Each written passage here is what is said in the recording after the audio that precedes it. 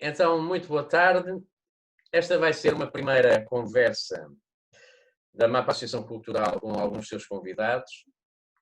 Estas conversas são, obviamente, na sequência de conversas, tertúlias que nós costumávamos fazer presencialmente e que agora, com a questão da pandemia, abriu a possibilidade de as fazermos de forma digital.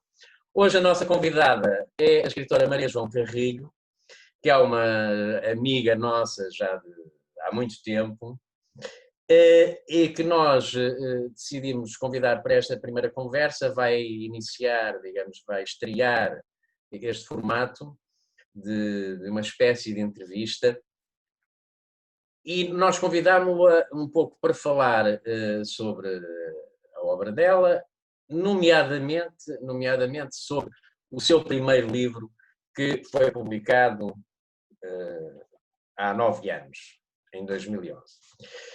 E eu começava por perguntar à Maria João. Boa tarde, Maria João. Olá, boa tarde, João Paulo, tudo bem?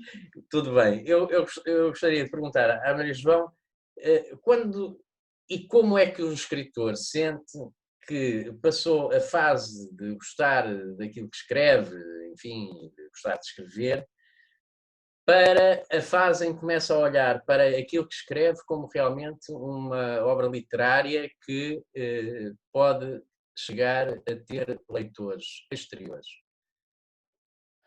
Não sei se alguma vez eu pensei que podia não ter leitores ou que escrevia porque tinha vontade de escrever, percebes? Não escrevia as coisas só para os outros lerem, era sobretudo para mim, porque também escrevi na adolescência diários e escrevia coisas todos os dias, como é óbvio. E pronto, e gostava de escrever. Algumas pessoas gostam de pintar, outras gostam de fazer comida, eu gosto de escrever. Portanto, presumo que escreveste desde a infância, Sim, desde a escola primária, que pronto, consegui um tal prémio de uma composição sobre os descobrimentos e foi por aí fora, não é? Nunca deixaste de ver. Mas precisamente entre essa prática cotidiana de escrever sem a preocupação de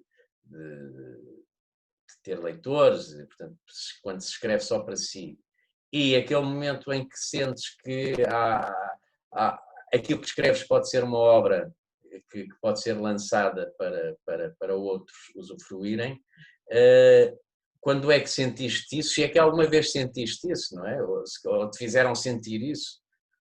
Sim, tanto na adolescência, já no final do liceu, fui convidada para escrever para uma página de jovens em Moçambique, em Lourenço Marques, acho que era para a Tribuna. E eu escrevia tanto poemas como bocadinhos de prosa, microcontos, escrevia esse tipo de coisas. Um dos poemas ainda me lembro, que agora provavelmente vai ser, até faz parte do título de um livro que já acabei. Escrevi um poema que era sobre o mar, e eu dizia ao mar: deixa-me ser tempestade contigo, lembro perfeitamente disso.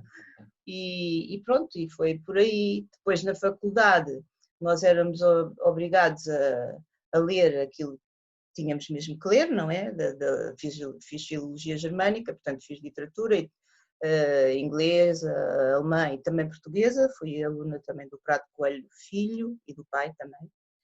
E pronto, e foi por aí. Claro que a partir do momento em que comecei a trabalhar, a dar aulas, etc., não tinha tanta disponibilidade para escrever, mas ia sempre rabiscando qualquer coisa e peguei mais tarde em alguns rascunhos e papéis que eu tinha para aí guardados. Talvez tenha aproveitado um ou dois, mas não deve ter sido grande coisa, não me lembro já. Mas aquilo que depois publicaste, portanto, neste momento tens 5 livros publicados, não é? Sim. tudo aquilo que publicaste, digamos que foi já Foi já numa fase de mais terceira avançada. idade. Da segunda idade mais avançada.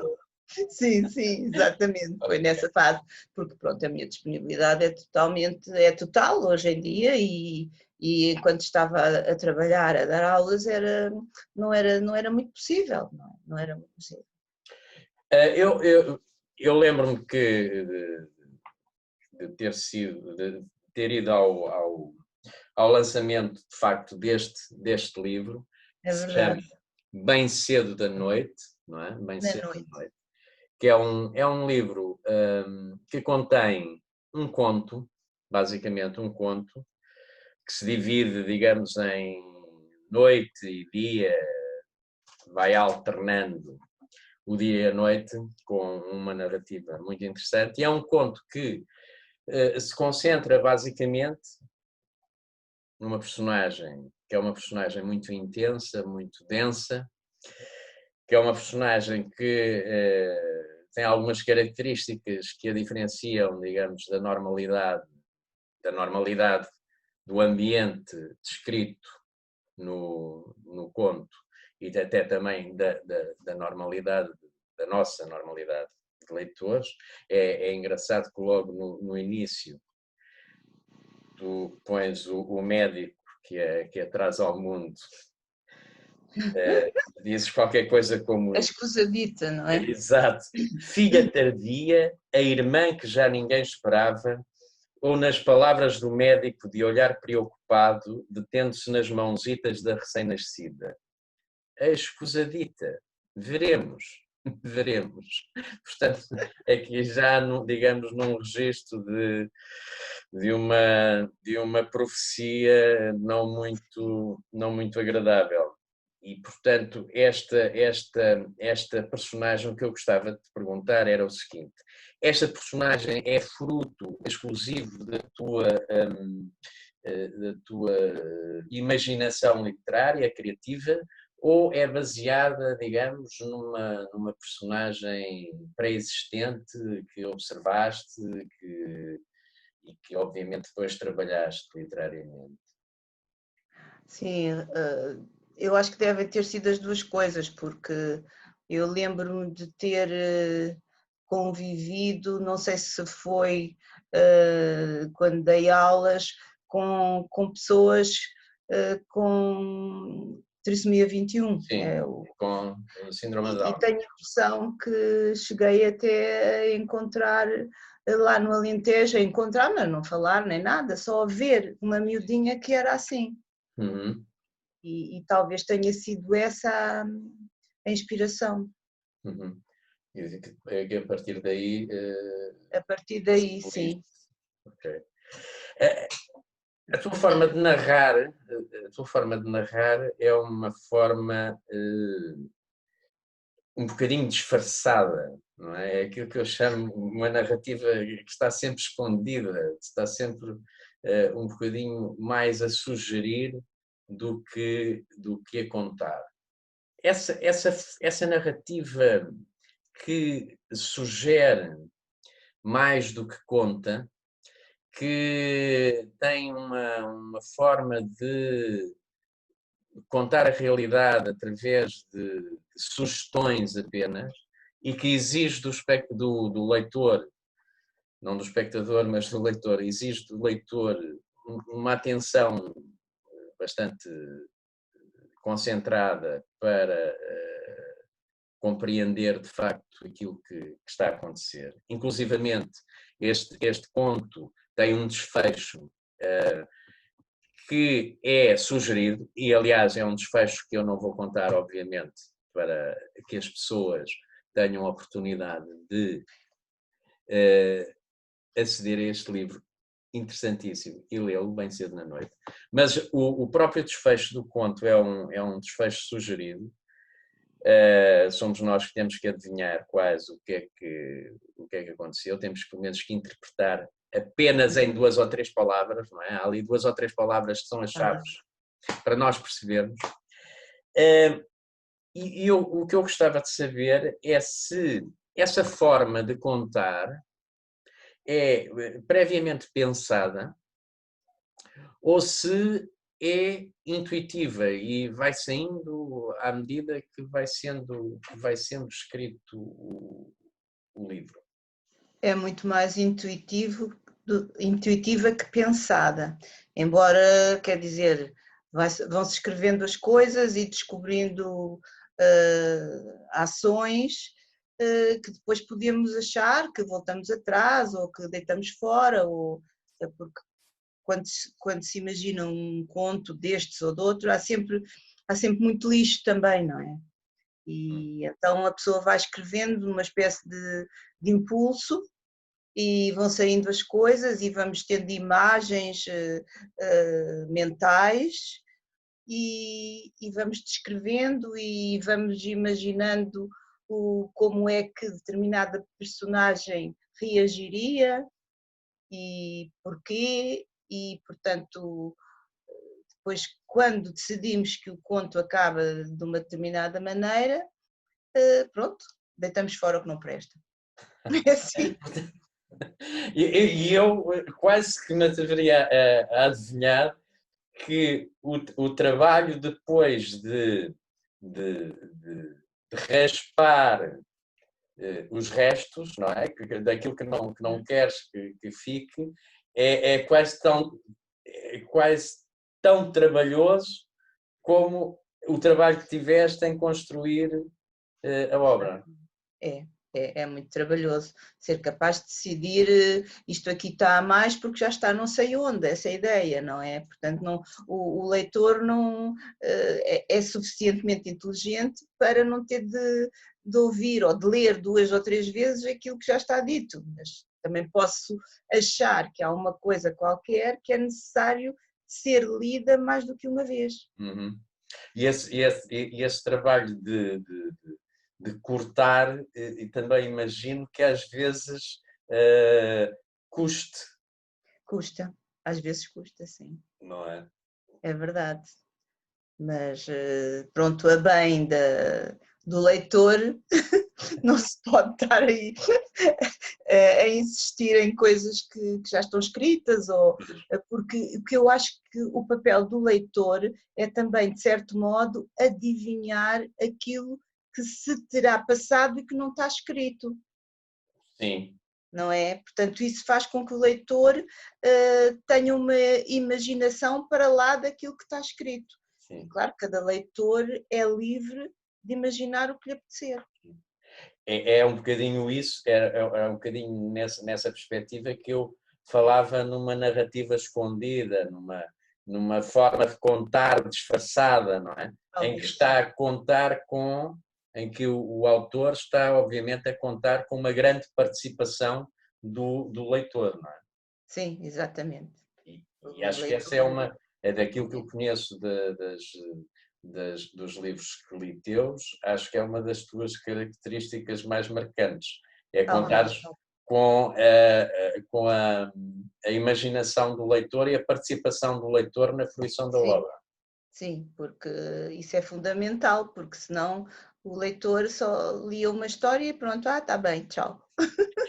Mas isso é o que acontece muitas vezes. Não é com essa intenção, mas realmente é isso que eu tento fazer, de modo a prender o leitor às palavras. Claro, claro. Ainda em relação ao ambiente deste livro, bem cedo na noite, a ação passa-se, obviamente, num ambiente bastante rural e depois há aqui uma série de pormenores que sugerem que a autora está muito por dentro dos processos desse ambiente rural, tanto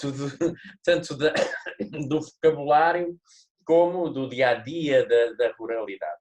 Ora, aquilo que eu conheço da Maria João levar-me a pensar que ela é uma pessoa muito mais urbana, não é? do que rural, Mas há coisas, de facto, que são desde a descrição voltar a entrar na vaquariça, enorme corredor com as manjedouras ao fundo cheias de palha amarela. Era preciso baldear aquilo tudo, fosse cimentado para onde os animais faziam as necessidades. Quer dizer, há aqui uma experiência que não é forma, experiência. exato, uma forma de quem sabe o que é que se Parece que passa, sabe.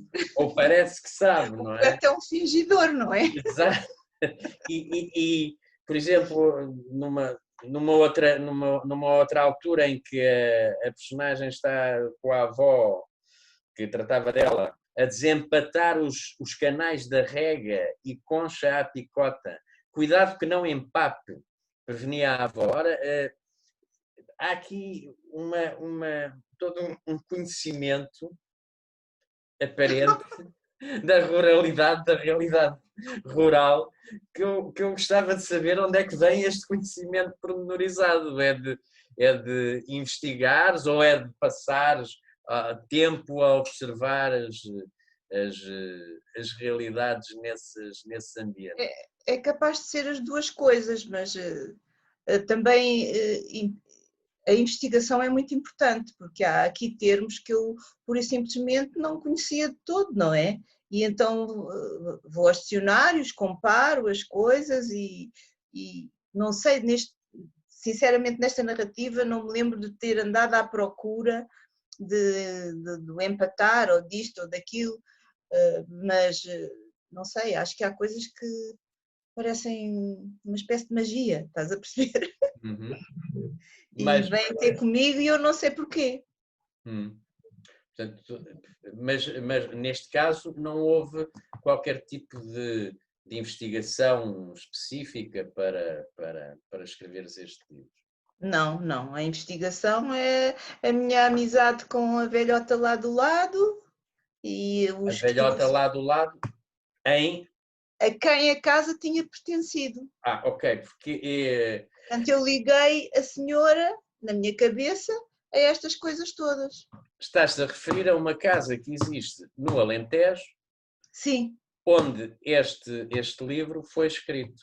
exatamente, foi escrito no Alentejo. Se não tivesse sido no Alentejo, de certeza que não saía assim. Não sairia assim. Pois. Portanto, tu relacionaste esta narrativa com uma casa existente no Alentejo, que existe hoje em dia, não é verdade? Exatamente, E que sim. existia há 60 ou 70 anos. Sim, sim, sim. Portanto, imaginaste toda uma realidade à volta dessa casa. É verdade, e sobretudo, talvez tenha sido seduzida, como ainda sou hoje, por a tal senhora a quem a casa pertencia e que, portanto, eles venderam-nos a casa a nós, mas moram na casa ao lado, que é uma senhora, neste momento já para aí 90 anos, mas que, sem saber ler nem escrever, inventou ela própria uma escrita.